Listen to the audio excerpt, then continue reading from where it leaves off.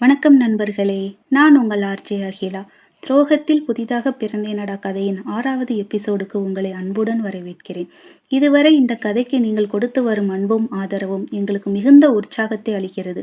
இந்த 6வது எபிசோடிலும் கதையின் அடுத்தடுத்த சுவாரஸ்யமான திருப்பங்கள் உங்களுக்காக காத்திருக்கின்றன. இந்த வீடியோ உங்களுக்கு பிடித்திருந்தால் ஒரு லைக் செய்யுங்கள். இன்னும் எங்கள் சேனலை சப்ஸ்கிரைப் செய்யவில்லை என்றால் இப்போதே சப்ஸ்கிரைப் செய்து இந்த எபிசோடு பற்றிய உங்கள் கருத்துக்களை கமெண்டில் பகிருங்கள். வாங்க நண்பர்களே, இனி கதைக்குள் செல்வோம். வாசலில் வண்டியை நிறுத்திய அர்ஜுன் அஸ்வினை இறக்கிவிட்டு பிரீத்தியும் இறக்கியவன் நிமிர்ந்து பார்க்க, மனைவியின் மஞ்சள் பூசிய மதிமுகத்தில் விழி விரித்தவன், என்ன இன்னைக்கு அமர்க்களமா நிக்கிறா? என்னவா இருக்கும்? எதுவா இருந்தால் என்ன, இன்னைக்கு இவளுக்கு சிவராத்திரி தான் என்று மனதிற்குள் நினைத்தபடி ஒரு அடி எடுத்து வைக்க, அவன் பாக்கெட்டுக்குள் இருந்த போனின் மூலம் மீராவின் சிந்தனையை விரட்டடிக்க சகுனி வாண்டடாக ஒலி எழுப்பியது. அம்மா என்று இரு குழந்தைகளும் கோரஸாக குரல் எழுப்பியபடி தாயின் கால்களை கட்டிக்கொள்ள, அவர்களை புருவம் சுருக்கி பார்த்த அர்ஜுன் கதிரின் வீட்டிற்குள் சென்றபோது இரு குழந்தைகளும் திரும்பி ஒரு பார்வை பார்த்துவிட்டு மீண்டும் டிவியில் பார்வை பதித்தது நினைவுக்கு வர, பிள்ளைகளுக்கு நல்லா சொக்கு பொடி போட்டு வச்சிருக்கா போல என்று மனைவியை மனதிற்குள்ளே கருவி கொண்டிருக்க, போனின் ஒளி மீண்டும் அதன் இருப்பை உணர்த்தவும் அதை எடுத்து பார்த்தவனின் முகம் பிரகாசித்து சட்டென்று அவன் பார்வை மீராவின் புறம் திரும்பியது. அவனது முகபாவனையை கவனித்தபடி நின்றிருந்த மீரா, வாங்க தங்கங்களா, உங்களுக்கு பிடிச்ச வெஜிடபிள் பிரியாணியை அம்மா செஞ்சிருக்கேன், சாப்பிடலாமா? அம்மாவை 2 நாள் ரொம்ப மிஸ் பண்ணீங்களா என்று கேட்டபடி குழந்தைகளை அழைத்து கொண்டு உள்ளே நுழைய, அர்ஜுன் போனை அட்டன் செய்வதற்குள் அழைப்பு கட்டாகிவிட, சரி வீட்டிற்குள் சென்று பேசிக்கொள்வோம் என்று நினைத்தபடி உள்ளே வந்தவன் தன் அறைக்குள் நுழைந்து கொள்ள, மீரா பிள்ளைகளின் மீது கவனமாக இருந்தாலும் அவன் மீதும் ஒரு கண் பதித்திருந்தாள். அவனது நடவடிக்கை ஒவ்வொன்றையும் உற்று கவனித்துக் கொண்டிருந்தாள். இவ்வளவு நாட்கள் எவ்வளவு ஏமாளியாக இருந்திருக்கும் என்று மனதோடு கேட்டுக்கொண்டவள் பிள்ளைகளை வெந்நீரில் குளிக்க வைத்து ஆடைகளை மாற்றி விட்டவள், அஸ்வின், பிரீத்தி 2 பேரும் சாப்பிட்டுக்கிட்டே இருங்க, நான் போய் அப்பாவை கூட்டிட்டு வரேன் என்றவள் டைனிங் டேபிளில் அமர வைத்து அவர்களுக்கு உணவை பரிமாறிவிட்டு தன் அறைக்குள் நுழைந்தாள். அர்ஜுன் வீட்டிற்குள் நுழைந்ததுமே மீண்டும் போன் ஒளிர அதை அட்டென்ட் செய்தவன், என்ன மீனா, ஏன் சும்மா சும்மா போன் பண்ணிக்கிட்டே இருக்கிற? கொஞ்சம் கூட சூழ்நிலையை புரிஞ்சுக்க மாட்டியா என்று காட்டமாக கேட்க, ஓஹோ, உங்களுக்கு நான் போன் பண்றது தொல்லை பண்ற மாதிரி தோணுதோ? என்னை பார்த்தா உங்களுக்கு கேவலமானவளா தெரியுதா என்று மீனா விசும்பலோடு கேட்க, அதில் மனம் இலகியவன், சாரி மீனா, இப்ப எதுக்கு அழுவுற? நான் உன்னை தொல்லையா நினைப்பேனா? உன்னை கேவலமா நினைச்சிருந்தா உன்னோடு நான் பழகி இருப்பேனா? ஏன் நீயே உன்னை இப்படி நினைச்சுக்கிற? நான் அந்த அர்த்தத்துல கேட்கலடி. நான் கதிர் வீட்டுக்கு போனதை நீ பார்த்துக்கிட்டு தானே இருந்த. அவன்கிட்ட பேசிட்டு இருக்கும்போது நீ ஃபோன் பண்ணா உன்கிட்ட பேச முடியுமா? ஏதோ அந்த நேரத்துல மீரா ஃபோன் பண்றான்னு சொல்லி சமாளிச்சிட்டேன். அதோட நீ அமைதியா இருந்தாலும் பரவாயில்லை. மறுபடியும் ஃபோன் பண்ணிக்கிட்டே இருந்தா அவங்க முன்னாடி நான் எப்படி சமாளிக்க முடியும் என்று அர்ஜுன் நிதானமாக கேட்க, என்னால உங்களை விட்டு பிரிஞ்சு இருக்க முடியல. எப்போவும் உங்களோட கூடவே இருக்கணும்னு தோணுது. உங்ககிட்ட பேசிக்கிட்டே இருக்கணும்னு தோணுது. நான் என்ன பண்ணட்டும் என்று அழுகையோடு கேட்க, என் மேல அவ்வளோ லவ்வாடி, உன்னை வாழ்க்கையில மிஸ் பண்ணிட்டேன்டி என்றான். இப்போவும் ஒன்றும் கெட்டு போகல. நீங்க மனசு வச்சா நம்ம 2 பேரும் சேர்ந்து ஒன்னா வாழலாம் என்று மீனா உற்சாகத்தோடு கூற, என்னடி சொல்ற, நிஜமாவா? அதுக்கு வாய்ப்பு இருக்கா என்று அர்ஜுன் ஆர்வமாக கேட்க, அந்நேரம் சரியாக மீரா கதவை திறக்கவும் அதிர்ந்த அர்ஜுன் உடனே போனை துண்டித்தவன், ஏண்டி அறிவருக்கா உனக்கு? ஏதோ திறந்த வீட்டுக்குள்ள நாய் நுழையிற மாதிரி நேரா உள்ள நுழையிற. உள்ள வர்றதுக்கு முன்னாடி பர்மிஷன் கேட்டுட்டு வரணும்னு தெரியாதா?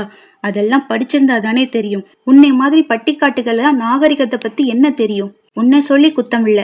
உன்னை என்னோட தலையில பிடிச்சு கட்டி வச்சுட்டு போய் சேர்ந்தாங்க பாரு என்னோட பாட்டி, அவங்கள சொல்லணும். எங்க என் பேச்ச கேட்டாங்க?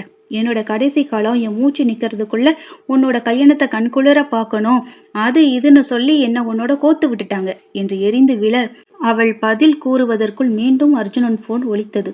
மீரா அவனின் தேல் கொட்டிய வார்த்தையில் கண்கலங்கி நின்றவள் போனில் யாராயிருக்கும் என்பதை ஓரளவிற்கு யூகித்து விட்டாள்.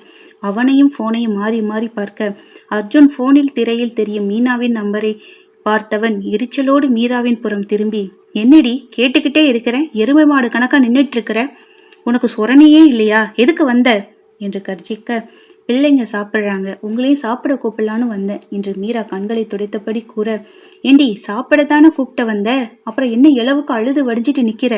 யூஸ்லெஸ் ஃபெல்லோ, உன்னை வச்சுட்டு ஒன்றும் பண்ண முடியாது. உன்னால எனக்கு ஒரு பிரயோஜனமும் இல்லை. காலம் முழுக்க உங்களுக்கு உழைச்சி கொட்டியே நான் ஓடா தேஞ்சு போகணும் போல. போடி, போய் நீயும் கொட்டிக்கோ, நான் வாரேன், எனக்கு முக்கியமான ஆஃபீஸ் கால் வருது, பேசிட்டு வாரேன் என்று எரிந்து விழ, மீராவின் முயற்சியில் பெருத்த ஏமாற்றம் மட்டுமே மிஞ்சியது. புருஷன் இருக்கிற ரூமுக்குள்ள வர்றதுக்கு பொண்டாட்டி பர்மிஷன் கேட்கணுமா? கதவை தட்டிட்டு உள்ள வரணுமா? நல்ல விளக்கம். இதிலிருந்தே தெரியுது அவன் என்னை எந்த இடத்தில் வச்சிருக்கான்னு. அடிமுட்டாள் மீரா நீ என்று அவள் மனசாட்சி அவளை பார்த்து எக்காலம் விட்டு சிரித்தது. முட்டாள்தான். இவ்வளவு நாள் அவன் திட்டுறதெல்லாம் எனக்கு ஒரு பொருட்டாவே தெரியல. ஆனா எப்போ இன்னொருத்தியோடு தொடர்பில் இருக்கிறான்னு தெரிஞ்சதோ அந்த நிமிஷம் எந்த வார்த்தையும் என்னால் சகஜமா எடுத்துக்க முடியல. அதை கடந்து வரவும் முடியல. என்னோட முயற்சி இதுக்கு மேலேயும் வளம் நினைக்கும்னு தோணலை என்று புழுங்கியவள் பிள்ளைகளிடம் சென்று, தங்கங்களா, சாப்பாடு போதுமா? இன்னும் கொஞ்சம் சாப்பிடுங்க.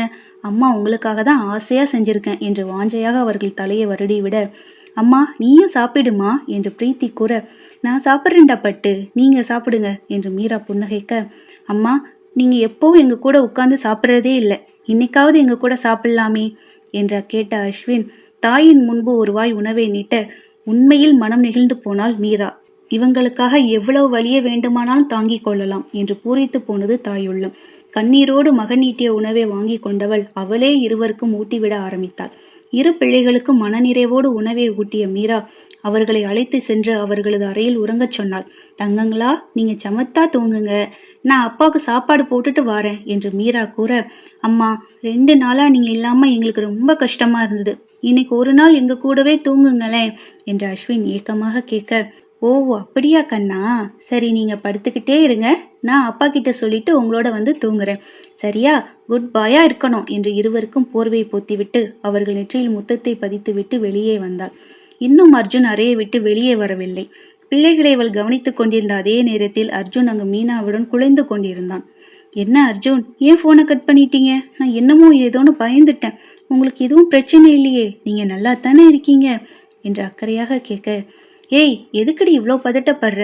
நான் நல்லா தான் இருக்கேன், எனக்கு எந்த பிரச்சனையும் இல்லை என்று அர்ஜுன் கூற, அப்படியா, நான் உங்களுக்கு ஒரு சர்ப்ரைஸ் வச்சிருக்கேன் என்று மீனா புதிர் போட, அப்படியா, என்ன சர்ப்ரைஸ் என்று அர்ஜுன் ஆர்வமாக கேட்க, நோ நோ, அதான் சர்ப்ரைஸ்ன்னு சொல்லிட்டல்ல, அதை இப்போ கேட்கக்கூடாது, நான் உங்களை நேரில் பார்க்கும்போது சொல்லுறேன் என்று மீனா புன்னகைத்தபடி கூற, அவள் சிரிப்பில் சத்தத்தை போனில் கேட்டு சொக்கிய அர்ஜுன், உன்னோட சிரிப்பு சத்தத்துக்கே 1000 பேர் உன் பின்னாடி வருவாங்கடி என்று கூற, எனக்கு அந்த 1000 பேரெல்லாம் தேவையில்லை, நீங்க மட்டும் போதும் என்று மீனா கூற, சரிடி, ஏதோ சர்ப்ரைஸ்ன்னு சொன்னியே, அது என்னன்னு சொல்ல, எனக்கு அதை தெரிஞ்சுக்கிற வரைக்கும் தாங்காது என்று அர்ஜுன் கேட்க, சரி நீங்க இவ்வளோ ஆசைப்படுறதுனால அது என்னன்னு நைட்டுக்கு சொல்லுறேன், இப்ப பாய், போனை வச்சிடுறேன் என்ற மீனா இரவு அவன் வீட்டிற்கு செல்வதை நினைத்து கனவு கண்டு கொண்டிருக்க, ஹே ஹே மீனா, என்னன்னு சொல்லிட்டு வைடி என்று இவன் கத்த அதற்குள் போன் துண்டிக்கப்பட்டு இருந்தது.